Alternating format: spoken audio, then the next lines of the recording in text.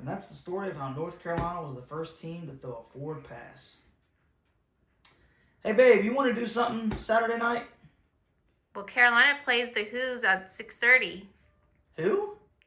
The Who's. Who? Babe, Virginia. Oh, the South's oldest rivalry. Okay. Well, nobody knows who they are anyway. You don't want none! You don't want none!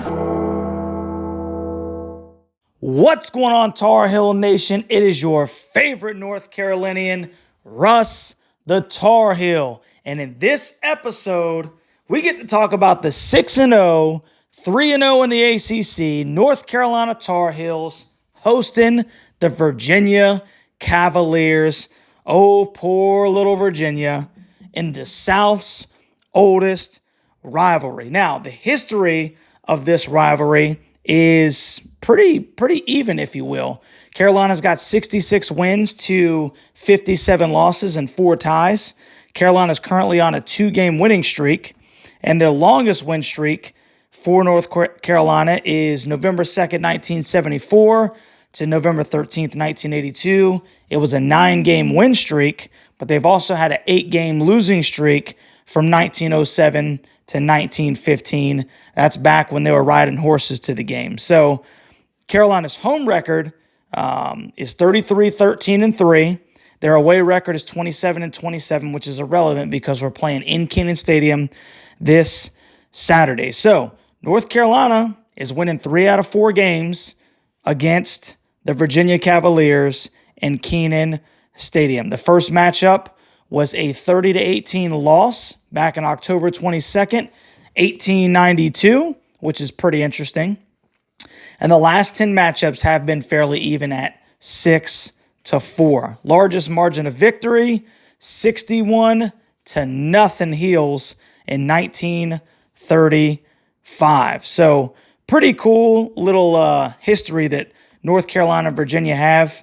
I think it's a great regional rivalry, and it's something that we need to obviously keep doing every single year because these are the two universities of their said state, and it's just good for the region. Now, unfortunately, Virginia is terrible this year, and North Carolina is really, really good. So it'll be interesting to see what kind of football game this is. Now, before we delve into all the details of this game, I like to look at the ESPN matchup indicator, the predictor, if you will. And this is where all their analytics come in and they predict who's going to win the football game. And North Carolina has a 94.3% chance to beat the Cavaliers on Saturday. If I'm not mistaken, that is the biggest of the season. So ESPN is kind of predicting an absolute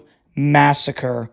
The line right now is even the biggest for Carolina of the year at 23.5 with an over-under of 56 points. So this is the first time this year that Carolina has been favored by so much. So I am really interested to see how they approach this test, if you will, because for all intents and purposes, there really shouldn't be much of a test on the field. Carolina is just by far the more superior team.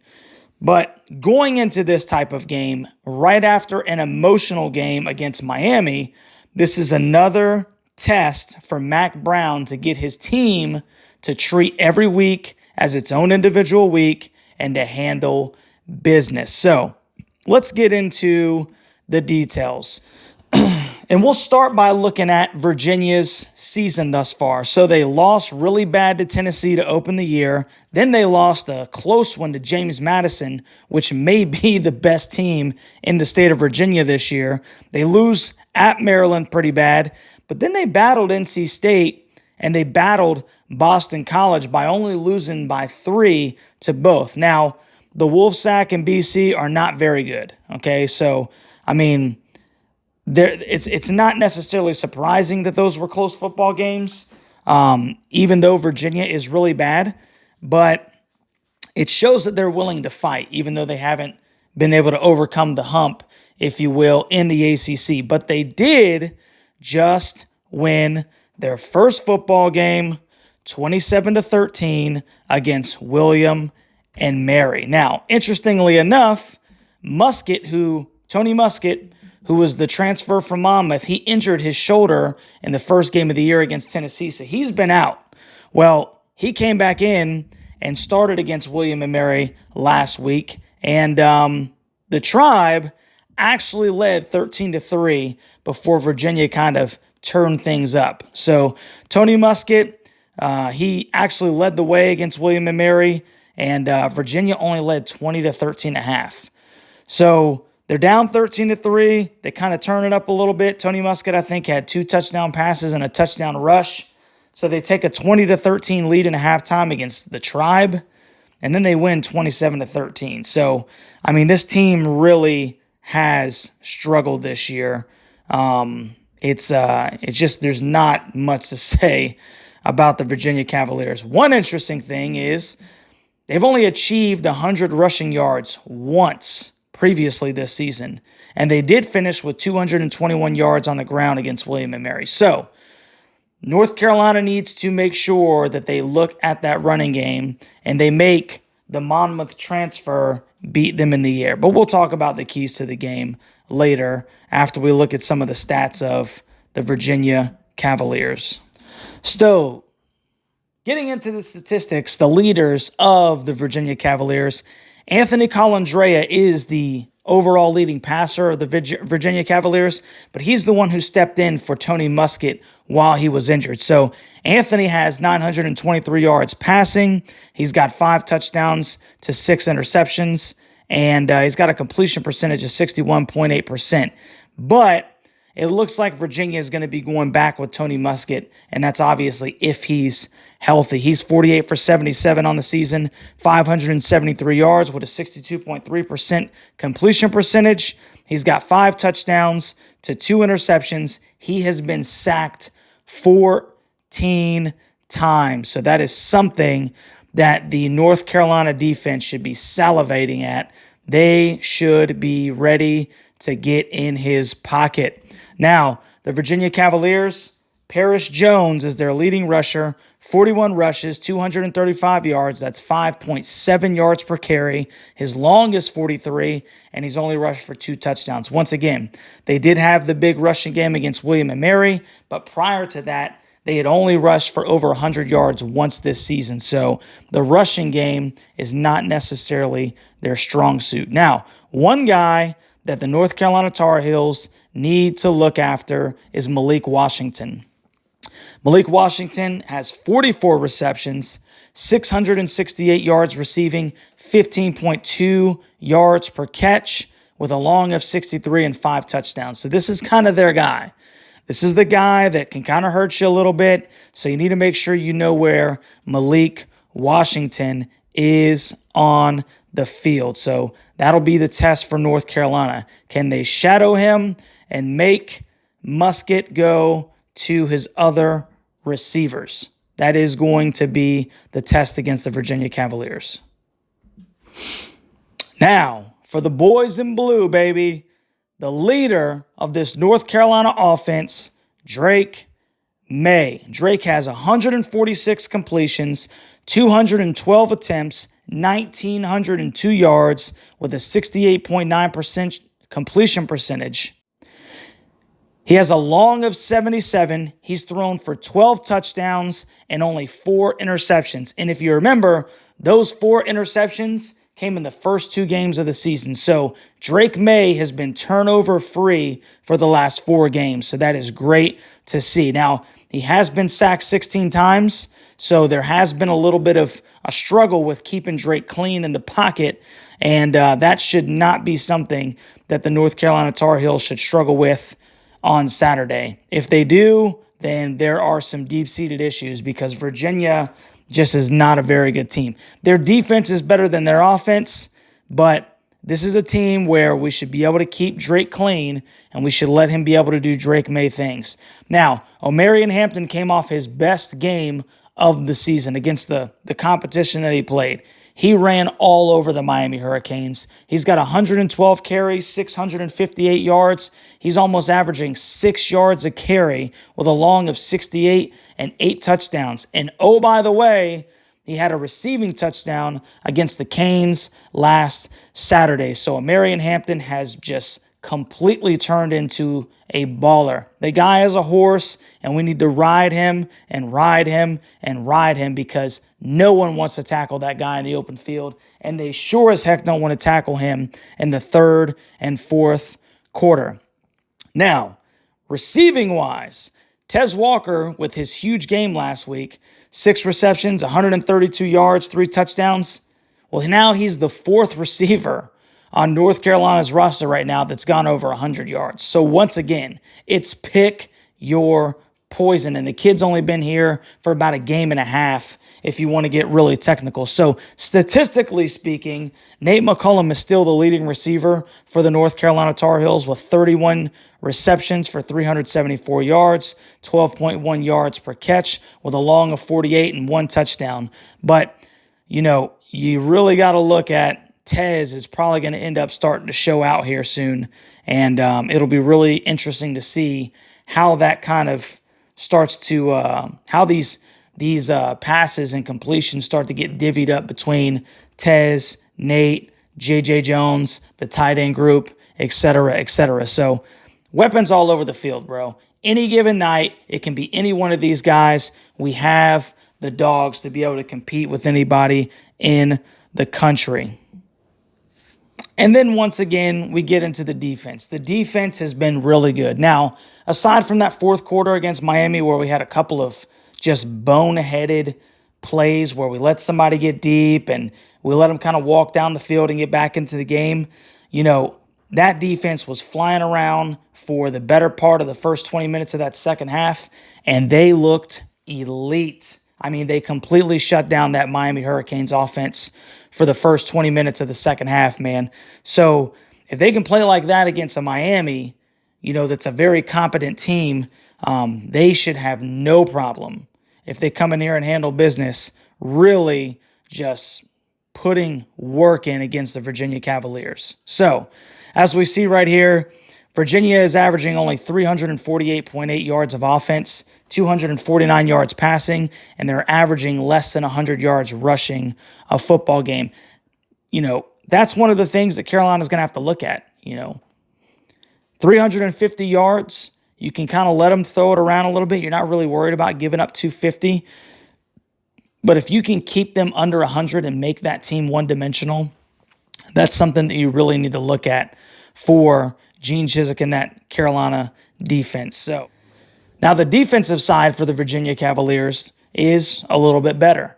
They're averaging 379.8 yards allowed, 202 yards passing, but they are allowing 177 yards rushing on the ground. So I think that that's one of those areas where you look at, it kind of stands out to me, and I'm thinking that this may be an area where we can attack, is that front line, especially the way that they were opening holes against that Miami defense. Once again, we should be able to command the line of scrimmage in this football game as the better team, as the more physical team. Going over to the Carolina offensive side, 501.3 yards of total offense, averaging 317 passing and 184.3 rushing. So you have a really good, balanced offensive approach right here. Really good numbers. You love to see that. Yards allowed, 359.7.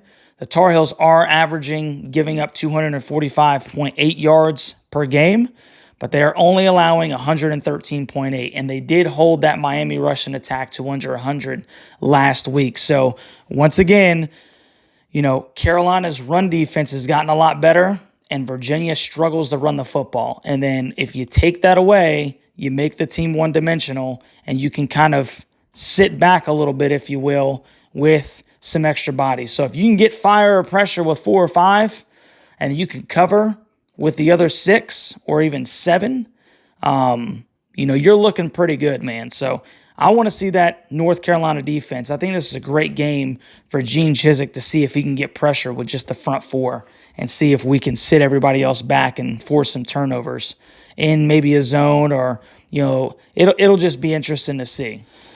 So let's get into Russ's 3 keys to the game for the North Carolina Tar Heels. The first key to the game: make Virginia one-dimensional and force the pass. Once again, I want to see if Gene Chizik can challenge that front four to get pressure in and of itself. If it doesn't, if we can't generate pressure, I still want to see us stop the run. Make the Monmouth transfer beat you in the air. Tony Muskett's going to have to beat me in the air. I want to make him one-dimensional, and I want to make sure that team does not beat us on the ground. I don't even want them to have a well-rounded offense.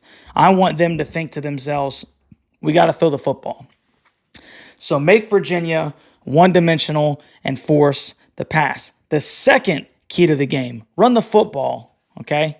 Run the football. Virginia's allowing 177 rushing yards a game. You have a 220-pound horse back there. Run the football, okay? I want to see O'Marion Hampton just punish this team into submission. So I want to see a carryover. I think that O'Marion should get 20 to 25 touches in this football game. And you know what? Sprinkle some British Brooks in there. Unless obviously Carolina gets up big. And that leads into my third point or key to the game. Carolina needs to come in here and handle business. Don't play around with these guys, because I don't think that even if you did play around, they stand a chance. But here's what I want to see. I want to see you completely dominate this team in the first half. Just dominate them where there's no chance that they're going to come back. And maybe midway through the third quarter, fourth quarter, we kind of treat this like a spring game and we get some of these younger guys in. 2 things. We're getting some guys some playing time, because you just never know this day and age if somebody's going to go down. And secondly, it keeps us from getting injured. And it's another avenue of being able to have us save guys' legs for the stretch run. Now we're getting into the second half of the season. So teams like Virginia, Mac, I'm sure he will, Mac, Gene, Chip, they all need to tell this team to get this team focused and say, look, we're going to come out there and we're going to blow the lid off of this thing early and often. And then once we do that, you guys are going to be on easy street. And we're going to get some of these young bucks in here, get them some burn, so that they can be competent backups should anything awry go for the rest of the season. So that's my keys. Make Virginia one-dimensional, run the football, like ride O'Marion Hampton, man. Just ride them. And then get up early so that you can rest some guys. This is a game that we should be able to handle very, very easily. No excuses in this one, guys. No letdown game here. There is just, I cannot foresee at all for any reason why this would be a game that we could drop. Just can't. We should blow these guys out, and that's what good teams do. Once again, this is another test of, you just had your biggest game of the season, arguably. Maybe South Carolina could be thrown in there too. So you just had your biggest game of the season, with Miami, and you played well for stints, and you got the W. Well, now you're coming into arguably the worst team in the ACC. Can you maintain that same intensity and professionalism as you go through this week and you progress through all of your game planning, et cetera, et cetera? Don't get a big head, man. I know it's just Virginia, and I know they're not very good. So handle business, and handle business early, which leads to Russ's score prediction. So given that I believe that North Carolina should control both fronts, right? Both fronts of the line of scrimmage, we should have no problems in that area. And we have the better athletes on offense and defense. This game is going to be a blowout. It's in Chapel Hill. It's still a night game. One thing I want to see is if the crowd does show up. I think they should. It's still Virginia. You know, this is a game that we want to win. It is a rival. It's a border rival. It's a regional rival. There will probably be some Virginia fans there. They're coming off of a W of their own. They may even unrealistically have some kind of upset, thoughts in their mind. So we need to come out there and just pulverize them. I hate that word, but that's what we need to do. We need to pulverize them early and often. I think that's exactly what Carolina does, and they get their largest margin of victory this year. My final score, I got it 52-13 North Carolina, so they cover, and we're taking the over. 52-13 Tar Heels against the Virginia Cavaliers, 6:30 this Saturday. It's going to be a fun one, man. All right. If you haven't already, Tar Heel Nation, like, share, subscribe, comment down in the comment section what you think is going to happen with this football game, what you want to see. Tell me what you think your keys to the victory are. I want to know what you think as well. Make sure that you tune in to Russ's Rant in the Tar Heel Mobile on Wednesday, and you already know, baby, Saturday night we'll be live for the live reaction and watch party against the Virginia Cavaliers, so make sure that you tune in to that. We had an absolute blast against Miami, so I'm hoping to have that same kind of night next Saturday night when North Carolina hopefully should stomp a mud hole in the Virginia Cavaliers. Love you guys. I'll see you on the next one.